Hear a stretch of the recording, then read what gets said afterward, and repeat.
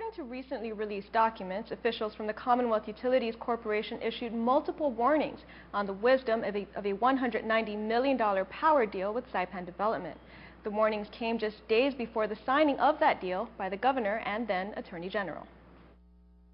In an email dated July 22nd and addressed to Governor Fitial and then AG Ed Buckingham, CUC's acting executive director Alan Fletcher described the proposed power purchase deal as one-sided, with many pitfalls for CUC and the CNMI.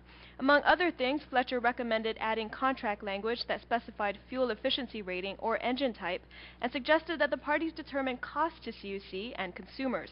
Fletcher was also concerned that the power purchase deal would not easily permit the integration of renewable energy due to baseload minimum requirements. Rather than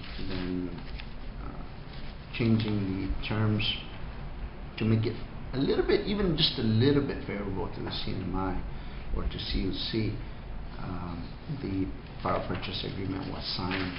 That's attorney Ray Kitsutsu, who represents nearly a dozen lawmakers in a taxpayer lawsuit to stop the power purchase deal. Kitsutsu notes that Fletcher was not the only one sounding alarms. Former Assistant AG Tiberius Mucano also gave a lot of warnings to CUC, to the Attorney General's office, and even to Buckingham himself.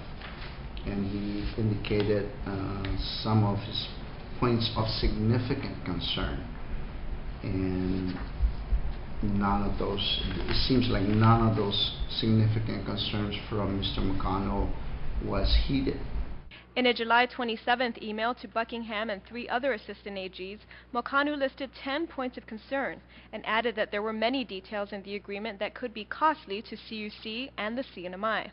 One of his concerns had to do with ambiguity about whether Saipan Development could force CUC to purchase more power than actually needed, and whether CUC could introduce renewable energy into the grid without having to first buy 50 megawatts of power from Saipan Development. Mucano also said that the company's operation and maintenance fees should be regulated by the Public Utilities Commission, since those fees would affect consumer rates.